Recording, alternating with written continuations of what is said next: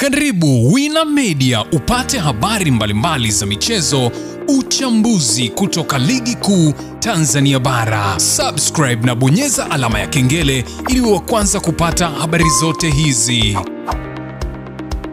Mambo vipi mwanamichezo, wakati mwingine tena mzuri kabisa tunakutana katika chaneli yako pendwa kabisa ya Wina Media, tukiweza kujuzana yale yote makubwa ambayo yanaendelea kwa sasa ndani ya kikosi cha klabu ya soka ya Young Africans juu ya kugoma kwake kucheza mchezo wa dabi ya Kariakoo katika tarehe nyingine ambayo itakayokwenda kutangazwa. Lakini unaambiwa shirikisho la soka barani Afrika CAF wameweza kuingilia kati juu ya kile ambacho kinachoendelea kwa sasa ndani ya kikosi cha klabu ya soka ya Young Africans pamoja na Simba Sport Club, ambapo mvutano unaendelea, kila mmoja akiweza kutoa la kwake juu ya kile kilichoweza kutokea. Young Africans wao wameweza kuweka hadharani kile kilichoweza kutokea siku ya tarehe 7 usiku kuamkia tarehe 8, ambapo ilidaiwa ya kwamba klabu ya Young Africans iliwazuia Simba kufanya mazoezi kama kanuni ambavyo inaeleza. Sasa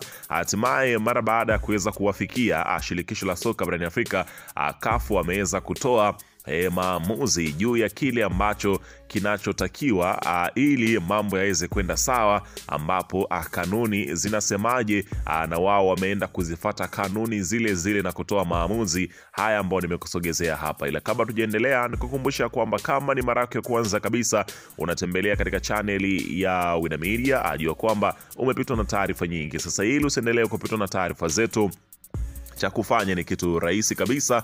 Kwenye simu yako ni kubonyeza tu neno jekundu liloandikwa hapo neno subscribe, na kisha ukabonyeza alama ya kengele iliyoko hapo chini pembeni. Kufanya hivyo kutakuwezesha wewe kupata taarifa zetu popote pale unapokuwepo, pasipo kuweza kuhangaika huku na kule kwenye kutafuta taarifa. Taarifa ni muhimu zikazi na kufikia moja kwa moja kwenye simu yako. Karibu tuzungumze hili ambalo linaloendelea kwa sasa katika shirikisho la soka barani Afrika. Hapa nazungumzia CAF.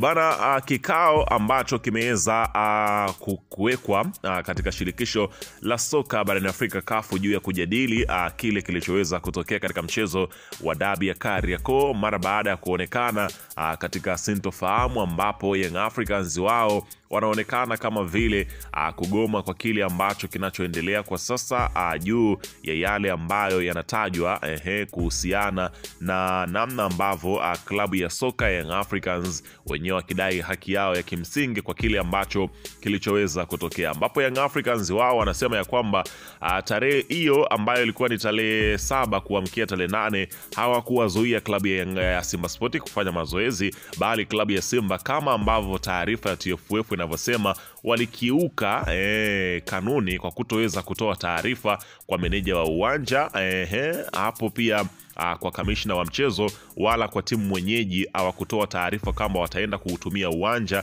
kama inavyotakiwa kuweza kuwaalifu ambao wanakwenda ambao wanasimamia uwanja siku hiyo, kwamba waende muda gani na wakati gani ili waweze kuweka maandalizi vyema. Simba Sport Club wao hawakufanya hivyo Young Africans wakaona kile ambacho kinachokwenda kutokea ni ghafla tu. Kwa hiyo waliowazuia kuingia uwanjani walikuwa ni wasimamizi wa uwanja. Kwa mujibu wa taarifa ya Young Africans inavyoeleza, waliowazuia ni hapa nazungumzia si wengine bali ni maafisa wa uwanja, ndio walizuia klabu ya Simba kuingia uwanjani, na Simba bouncer wa Young Africans, kama ambavyo taarifa ilivyokuwa ikiweza kuzungumza. Sasa mara baada ya Young Africans kuweza kudai hayo yote, unaambiwa kile kilichoweza kutokea ni maamuzi yao, ambao wameweza kusema ya kwamba dabi nyingine hawachezi, mchezo namba 184 hawauchezi, na hata iweje wao wachezi huo mchezo, wanataka haki yao iweze kutendeka, ambapo unaambiwa TFF wamewekwa pabaya, unaona bana, kwa kile ambacho kimetokea. Ameandika Farhan Kiam, mchambuzi wa soka, anasema ya kwamba ukitulia vyema kabisa, ukisoma kwa utuo ile taarifa ya Yanga kwenye msimamo pale, haswa msimamo namba 3, wanasema kutokana na mfululizo wa uvunjifu na kushindwa kusimamia kanuni za ligi kuu, klabu ya Yanga imekosa imani na kamati ya uendeshaji ya ligi kuu chini ya mwenyekiti wake Steven Mnguto na katibu wa kamati hiyo Almas Kasongo. Kiufundi sana hapo, hawana imani hata na uchunguzi ambao utaenda kufanyika na majibu ya uchunguzi huo. Kwa kifupi sana, wamesukuma kete 3 za moto kuelekea TFF. Hivyo majibu yoyote kutoka kwa kamati hayatotambulika na Yanga Africans. Kifupi, anayepaswa kuchunguza kaambiwa ajichunguze na kujitathmini kama anafaa kuwa mchunguzi. Ndicho kilichopo hapo. Hata ukiwaambia warudie mechi watagoma kwa kusema hawana imani na bodi. Kimsingi unawarudisha TFF mezani waone namna gani ya kutatua hili la Yanga. Ukisema alipo kwenye kifungu na wao wataomba kifungu cha mechi kutochezwa, ndio akili wanayoipiga hapo. Kesi ishakuwa ngumu hii. Shahidi anasindikizwa na escort ya polisi na mitutu kila kona. Aliyepeleka chakula kituoni naye kawekwa ndani, na mwanasheria anasema pesa ya kumlipa wakatumie kwa mganga. Ndio hii sasa, unaona bana, akiweza kuweka bayana kile kilichoweza kutokea. Unaona bana, wakiweza kuweka bayana kabisa.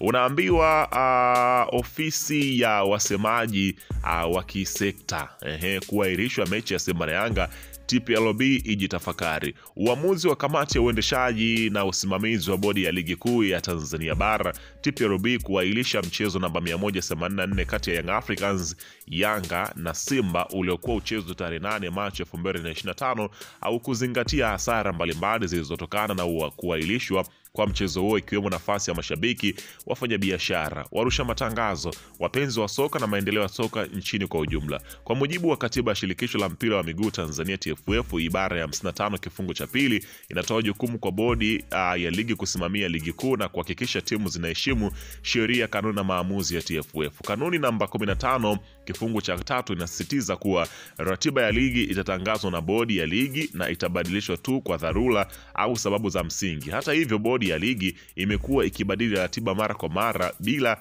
dharura wala sababu za msingi, jambo linalosababisha hasara kubwa kwa wadau. Kuahirishwa kwa mchezo kulitokana na madai ya timu ya Simba iliyozuiwa kufanya mazoezi ya mwisho katika uwanja kama kanuni na taratibu za mchezo wa soka zinavyoeleza. Aidha, upande wa Yanga katika taarifa yake rasmi kwa umma ilieleza inatambua mechi iko pale pale na kwamba haitakuwa tayari kucheza mechi siku hii nyingine. ACT Wazalendo inaona mwenendo huu wa bodi ya ligi umejaa malalamiko kutoka kwa wadau wengi, kwa kuwa imekuwa ikiongozwa na utashi wa timu hizo za Kariakoo, jambo linaloharibu taswira ya ligi yetu, heshima ya Tanzania kisoka na kuleta hasara kwa wadhamini, mashabiki na wafanyabiashara. ACT Wazalendo inataka bodi ya ligi iliyopo madarakani kujitafakari kama inafaa kuendelea kusimamia ligi kuu ya Tanzania au inapaswa kujiengua. Pili, ACT Wazalendo tunaitaka bodi ya ligi kuendesha ligi kwa kuzingatia na kusimamia sheria na kanuni bila uonevu wala upendeleo kwa timu yoyote. 3, bodi ya ligi ichukue hatua za haraka na za haki kwa mujibu wa kanuni ya 31 hadi kifungu hicho cha kwanza hadi cha 8, ikiwa ni pamoja na adhabu kwa kama vile kupoteza ushindi, kushushwa madaraja mawili, kutoza faini ya milioni 3 na kutopata gawio la mchezo husika. 4, TFF ifanye tathmini ya madhara yote yaliyotokana na kuahirishwa kwa mechi hii na waathirika wote walipwe fidia. Unaona bana, ACT Wazalendo wameweza kutoa taarifa yao hiyo juu ya kile ambacho kilichoweza kutokea. Hapa nazungumzia mchezo wa dabi ya Kariakoo, huku watu wakiweza kusema ya kwamba pengine mambo yameanza kuwa mazito, mpaka tayari matamko yameanza kutoka. Pengine tusubiri kuweza kusikia matamko yapi mengine ambayo yatakayokuja, lakini Young Africans wao wanasema ya kwamba kucheza mchezo hilo walipo, ila pointi 3 wao ndio wanazitaka.